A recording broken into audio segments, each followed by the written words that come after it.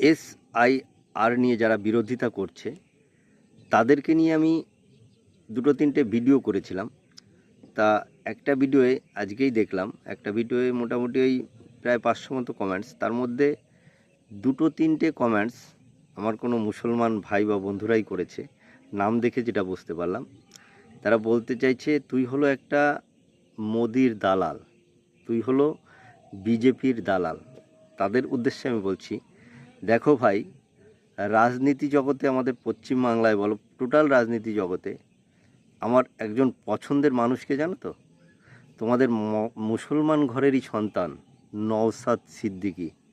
সে আমার পছন্দের কেন জানো তো? তার প্রত্যেকটা কার্যকলাপ, আমার ভীষণ ভালো লাগে।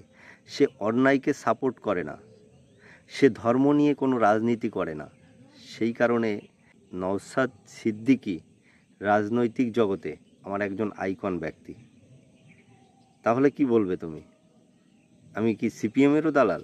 নওশাদ সিদ্দিকী সত্যি একজন ভীষণ ভালো মনের মানুষ। একজন ভালো মনের মানুষ যদি না হয়, একজন বিধায়ক বা একজন এমএলএ হয়ে এইভাবে সাধারণ মানুষের SIR ফর্মটা ফিল আপ করে দিত না।